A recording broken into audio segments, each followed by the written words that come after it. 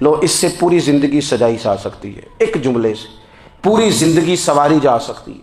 کوئی لمبی چوڑی باتوں میں جانے کی ضرورت نہیں۔ کہا خوبصورت مسلمان یہ ہے جو بے مقصد باتوں کو چھوڑ دے، لا یعنی باتوں کو، کیا کہتے ہیں ہمارے دیہات کے لوگ، جڑے پنڈ جانا نہیں وہ راہ پوچھنے دی۔ لیکن آج کل لوگ باز آندے، یعنی جس بات کا بالکل تعلق نہیں نا وہ بات بھی کرتے جاتے ہیں، جس کا شعبہ ہی نہیں وہ بھی چھلانگ لگا لگا کے اس میں آ جاتا ہے۔ ہم اپنا وقت ضائع کرتے ہیں، اپنی صلاحیتیں ضائع کرتے ہیں، اپنا نقصان کرتے ہیں۔ ہم اپنا کام صحیح کر کے نہیں کرتے اور دوسری ساری دنیا کو ٹھیک کرنا چاہتے ہیں۔ او بھائی، آپ جس جگہ جس شعبے سے تعلق رکھتے ہیں آپ اپنے معاملات میں مضبوطی پیدا کریں۔ حضور نے اپنی فصاحت کے ساتھ، بلاغت کے ساتھ لوگوں کو قائل کیا، اور قرآن مجید کی تاثیر کا یہ اثر میرے کریم رسول نے دکھایا کہ رات کو جب حضور بیٹھ کے قرآن پاک پڑھتے تھے نا،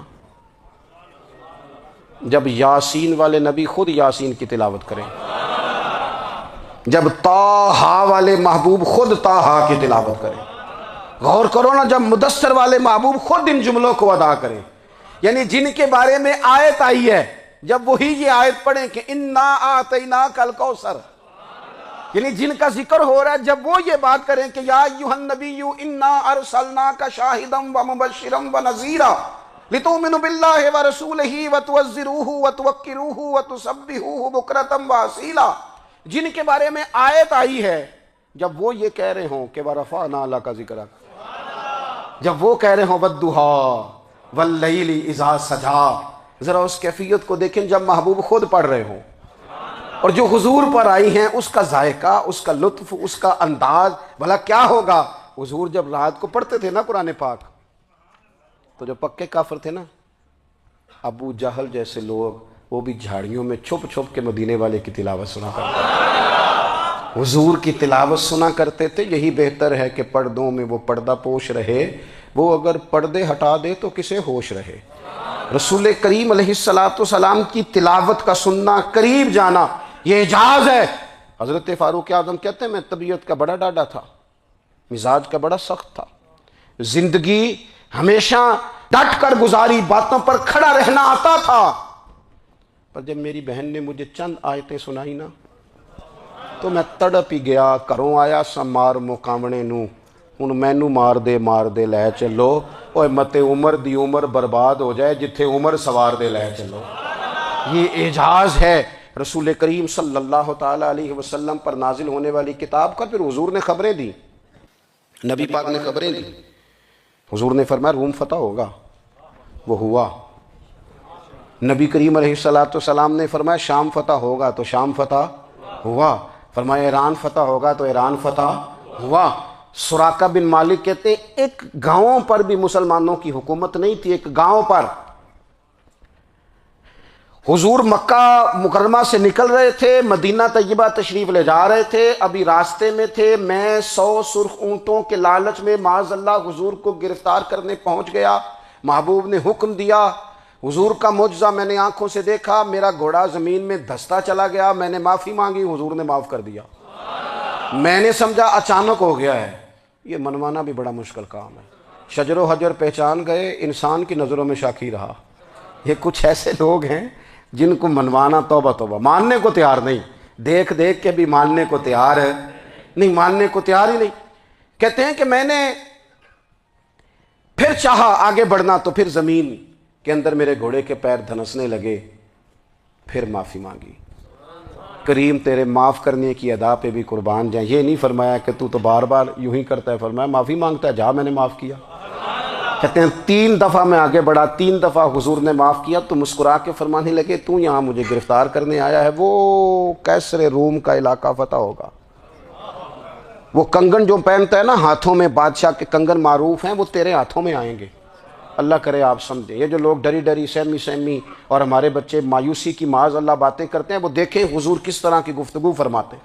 ابھی ایک گاؤں پر بھی اسلام کی حکومت نہیں، لیکن حضور کا خبر دینے کا انداز۔ کریم فرمانے لگے وہ کیسر روم کے جو کنگن ہوں گے وہ تیرے ہاتھوں میں آئیں گے۔ جناب سراقہ بن مالک فرماتے ہیں کہ میں مسلمان ہو گیا، حضور کا وصال ہو گیا، کنگن نہیں آئے۔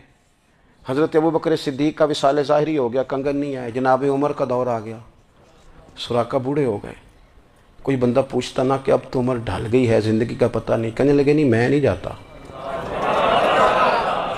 جب تک کنگن نہیں آتے اسرائیل کوئی نہیں آئیں گے، کیونکہ ساڈے نبی دی زبان ساڈے واسطے قرآن، جو دن کو کہہ دیا دن ہے تو دن نکل آیا، جو شب کو کہہ دیا شب ہے تو رات ہو کے رہی، اور خدا نے ان کی زبان کو وہ اختیار دیا، جو نکلی منہ سے ان کے وہ بات ہو کے رہی۔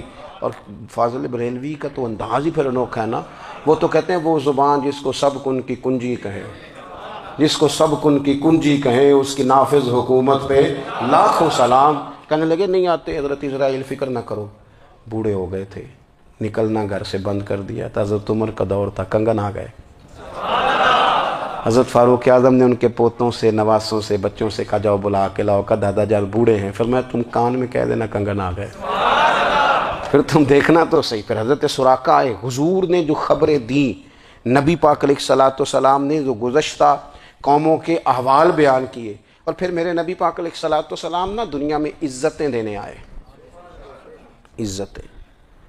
یہ مزاج ہمیں کم کرنا چاہیے، یہ جو ہم ساری زندگی اس کام میں لگا دیتے نا، کسی کو نیچا کیسے دکھانا ہے، یہ انداز حضور نے نہیں ہمیں دیا۔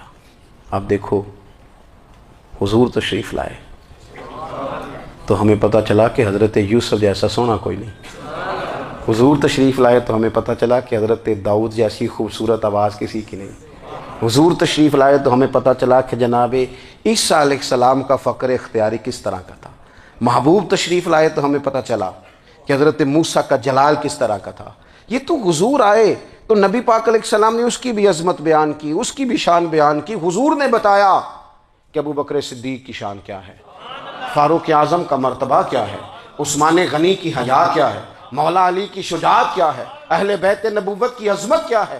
حضور آئے عزتیں دینے، ماں کو عزت دی مدینے والے رسول نے، کہا جس کا باپ راضی ہو گیا اس کا رب راضی ہو گیا، فرمایا جو 2 بیٹیاں 3 بیٹیاں 4 بیٹی بہنیں یا ایک بیٹی یا بہن بیاہ کے آ گیا نا، اس طرح میری 2 انگلیاں جڑی ہوئی ہیں، میرے ساتھ جڑ کے جنت میں جائے گا۔ رسول کریم صلی اللہ تعالی وسلم نے عزت دی، عزت دی۔ حضور عزتیں دینے، کوئی اعزاز نہیں، ان پڑھ بندہ ہے، سادہ ہے، غریب ہے، مزدوری کرتا ہے، ہاتھوں پہ چھالے، یا رسول اللہ اس کا بھی کوئی اعزاز ہے؟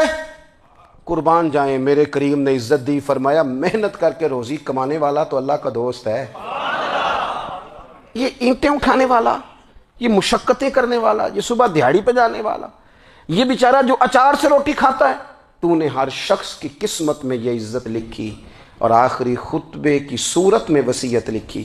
رسول کریم نے ہر بندے کو اعزاز دیا، عظمتیں دی، حضور عزتیں دینے آئے، نبی پاک علیہ السلام نے اعزازات دیے، حضور نے نوازا۔ یہ ساری چیزیں میرے رسول پاک کی تشریح، اور پھر یہ جو حضور کے صحابہ اور اہل بیت ہیں نا، یہ بھی میرے نبی پاک کی نبوت کی دلیل ہے۔ اتنی جلدی انقلاب آیا نہیں کرتے، وہ کل تک جو رہزن تھے حضور نے راہبر بنا دیے، وہ لوگ جو کل تک ایک دوسرے کے گلے کاٹ کے کھاتے تھے، ایک دوسرے کو مارتے تھے، تکلیف پہنچاتے تھے، برادری ازم پہ لڑتے تھے، حضور نے بھائی بھائی بنا دیے، ایک پلیٹ میں کھانا کھانے لگے، سیدنا بلال حبشی، صہیب رومی، سلمان فارسی، حضور نے یوں کر کے ملا دیا۔ نبی کریم علیہ السلام نے تقسیمیں ختم کر دی دنیا میں، حضور کے صحابہ نے اپنا کردار اس طرح کا دکھایا، اتنا بلند کیا، اور صحابہ کرام علیہم رضوان اس کو دیکھ کر اتنی بلندیوں پہ گئے کہ گواہیاں اللہ کا قرآن دیتا ہے۔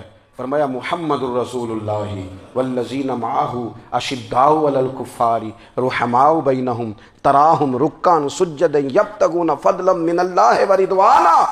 فرمایا یہ جو میرے محبوب کے ساتھ والے ہیں کافروں پر سخت ہیں، آپس میں نرم دل ہیں، تم جب بھی انہیں دیکھو گے سجدے کرتے دیکھو گے، رکوع کرتے دیکھو گے، تم انہیں دیکھو گے اللہ کی رضا کے متلاشی ہیں۔ انہیں ساری مادہ پرستی سے نکال کر محبوب نے رب کی رضا کے رستے پہ ڈال دیا۔ میرے نبی کریم سید عالم صلی اللہ تعالیٰ علیہ وسلم کی نبوت کے دلائل کے طور پر یہ ساری چیزیں آئیں۔ بس میں بات سمیٹنے لگا ہوں۔ حضور کا جو اخلاق ہے نا، وہ بھی نبی کریم علیہ السلام کی نبوت کی بہت بڑی دلیل ہے۔ وَإِنَّكَ لَعَلَىٰ خُلُقٍ عَظِيمٍ، محبوب ہم نے آپ کو نا خلق عظیم کا مالک بنایا ہے۔ کچھ لوگ سمجھتے ہیں صرف آپ کا بولنے کا انداز ٹھیک ہو تو آپ با اخلاق ہیں، نہیں بھائی، بولنے کا انداز ٹھیک ہونا با اخلاق نہیں، سچ بولنا اخلاق کی علامت ہے۔ آپ کا حق بات کرنا اخلاق ہے، آپ کا صحیح گواہی دینا اخلاق ہے، آپ کا اللہ تعالیٰ کی طرف سے آزمائش آنے پر صبر کا مظاہرہ کرنا اونچا اخلاق ہے۔ رب نعمت دے تو آپ کا وجود ڈھلتا جائے شکر میں، یہ اخلاق ہے۔ رب کریم اگر آپ کو کسی وقت کسی آزمائش میں اپنی حکمت سے ڈالتا ہے تو عزت نفس کو برقرار رکھنا، خودداری کو برقرار رکھنا، یہ اخلاق۔ نبی پاک نے اعلیٰ ترین اخلاق کی بات بتائی، اعلیٰ ترین۔ حضور نے لوگوں سے بیعت لیتے وقت کہا تھا میرے ہاتھ پر بیعت کرو، چوری نہیں کرو گے۔ نبی پاک علیہ السلام نے مختلف امور پر بیعت لی۔ حضرت حکیم بن حزام کہتے ہیں حضور نے میرے ہاتھ پہ ہاتھ رکھ کے کہا میرے ہاتھ پہ ہاتھ رکھ کے بیعت کرو کہ کسی دنیا دار سے سوال نہیں کرو گے، خودداری سے زندگی گزارو گے، عزت نفس سے جو رب نے تمہیں دیا ہے تم اس پر راضی رہو گے۔ لوگوں کی جیبوں کو ٹٹولنا، دوسروں کی دولتوں پہ راج کرنا، دوسروں کے مال پر نگاہیں ڈالنا اللہ کے حبیب نے پسند نہیں فرمایا۔ فرمایا بیعت کرو کہ تم کبھی کسی سے سوال نہیں کرو گے۔ حد ہو گئی۔ نبھانے والوں نے پھر اس عہد کو نبھایا اور کمال کر دی۔ حضرت حکیم بن حزام گھوڑے پہ بیٹھے تھے، ہاتھ میں درہ تھا، وہ زمین پہ گر گیا، قریب غلام کھڑا تھا۔ حضرت حکیم بن حزام خود گھوڑے سے اترے، درہ اٹھایا، دوبارہ گھوڑے پہ بیٹھے۔ غلام عرض کرنے لگا حضور مجھے بتا دیتے میں اٹھا کے دے دیتا۔ آنکھیں چمک اٹھیں، فرمانے لگے کیسے بتا دیتا؟ اپنے رسول سے وعدہ کیا ہے کبھی کسی سے سوال نہیں کروں گا، کبھی سوال نہیں کروں گا۔ اللہ کے محبوب نے ہمیں اعلیٰ اخلاقی قدروں کی بات ہمیں سکھائی ہے۔ ہم دیکھتے ہیں کہ بڑی جلدی 2 4 5 لوگوں کے غصہ دلانے پر ہم ساری اخلاقی حدوں کو کراس کر جاتے ہیں۔ دوستو ہمارا ایک ویژن ہونا چاہیے، ہمارے ذاتی رویے بڑے معتبر ہونے چاہیے، لین دین کے معاملات کے اندر مسلمانوں کو بڑا صاف ستھرا ہونا چاہیے۔ ہمیں اپنی معاشی زندگی میں روزمرہ کے معاملات میں ہماری توجہات کا مرکز صرف اللہ رسول کی ذات ہونی چاہیے۔ رب کریم نے اپنی حکمت سے کسی کو کتنا دیا ہے یہ اس کی حکمت کے تقاضے ہیں۔ ہمیں اس نے جس رنگ میں جس حال میں رکھا ہے ہمیں اپنے رب کی رضا پر بہت زیادہ مطمئن ہونا چاہیے۔ اچھا پھر ایک اور بات، جن چیزوں کو ہم نے دکھ بنایا ہے نا یہ تو وہاں دکھ تھا ہی نہیں۔ مہینہ مہینہ چولہا نہیں جلا، لیکن کسی جگہ اظہار غربت ہے، حضور کی اولاد پاک کا یا صاحب کا یا ازواج کا۔ مہینہ مہینہ چولہا نہیں جلا، لیکن یہ اخلاق عالیہ کا حسن دیکھو، اپنے گھر مہینہ مہینہ چولہا نہیں جلا، جو مانگنے آیا اسے جھولی بھر کے عطا فرمایا، کوئی دروازے سے خالی نہیں گیا۔ عزیز بھائی اگر زندگی میں اخلاقی قدریں ہم اپنا لیں اور ہم تھوڑا تھوڑا کر کے اپنے آپ کو تبدیل کریں، ساری زندگی توجہ رہی کہ فلاں کیا کر رہا ہے فلاں کیا کر رہا ہے، تھوڑا سا گردن کو جھکا کے اپنے اوپر توجہ ڈالیں، اپنے آپ کو وقت دیں۔ حضور کے اخلاق عالیہ کی روشنی میں، تعلیمات حسنہ کی روشنی میں ہم اپنے کردار و عمل پر تھوڑی توجہ دیں۔